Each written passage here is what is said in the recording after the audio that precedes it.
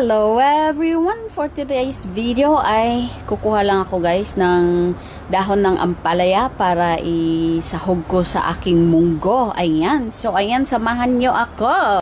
Ay, ang init. Siya. So ito yung mga marami nang nakuha si mama na guys, na tomato.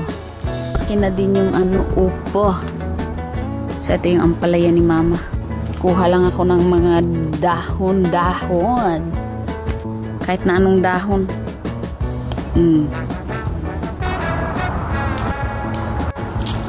Okay, sarap to sa munggo.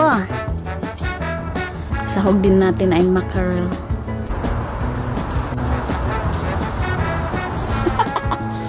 Ubos. So ito na yung nakuha ko guys. Lahat. Konti lang kasi baka maupaw. Ito na ang ating ampalaya. And tara na sa loob at ay gugulayin na natin to. Oh my gosh. Okay, see you guys inside. So ito yung munggo natin. Ayan, munggo natin guys. Kanina pa to guys, binoil ko. Pero ngayon, dinagdagan ko ng tubig. Ang sahog natin ay ito, mackerel in tomato sauce. And meron tayong ampalaya, yung kinuha natin sa labas kanina. Ayan, inanuhan ko lang dyan sa tubig para ready na ilagay mamaya. So, titimplahan ko lang siya guys ng garlic salt.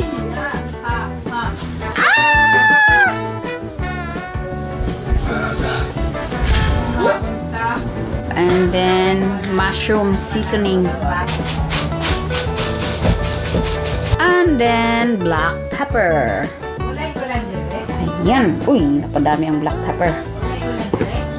Tapos haluin lang natin. Ayan. Then, ilagay na natin yung ating mackerel.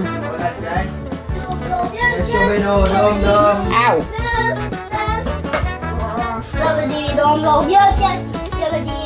Ayan na ang ating mackerel. Yang ingay mo.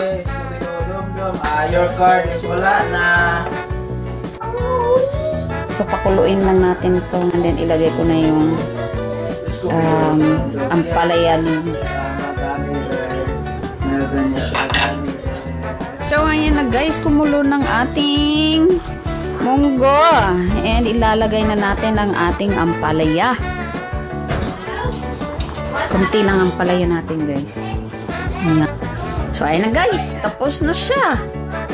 O diba, may ulam na. Munggo, mackerel, and ampalaya leaves. So ayan na guys, tapos na ako magluto.